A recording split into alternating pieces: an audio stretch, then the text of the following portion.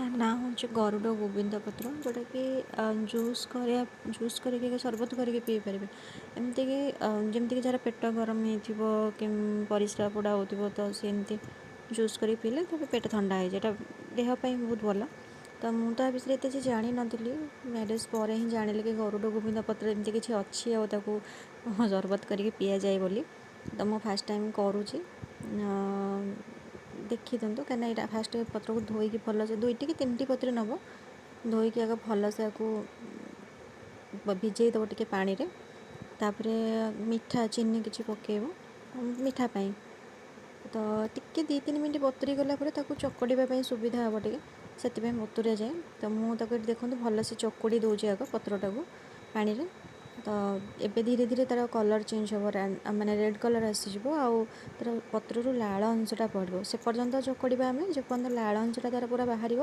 आउ पत्रटा नाली कलरटा पानी कलर चेंज हो पूरा नाली पड़ज जमती आम सरबत करूँ से टाइप्र हो मतलब पूरा भल से चकुड़ी से पर्यंत तार लाल अंशटा न बाहरी ये देखी दिखाँ पानी कलर पूरा चेंज हो गला आउ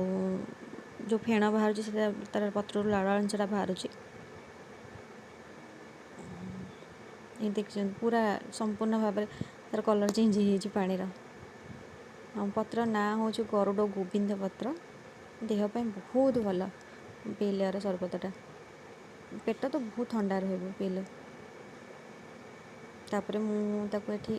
भल से चकड़ी देकी गोटे छणा दे साहाଯ୍य छाणी दे फर्स्ट ये देखी दिंतु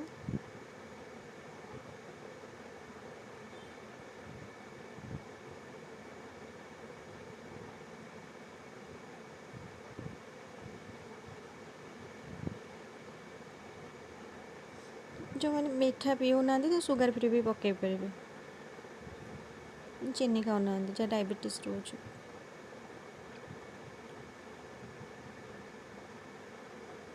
छाणी दे छाणी दे कलर पूरा चेंजेस देखी दिखाँ सरबत पूरा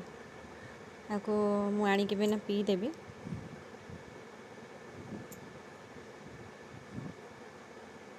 तो एका पीले हजबैंड वाइफ 2 जन मिसिक अधा अधा कर पीदेलु।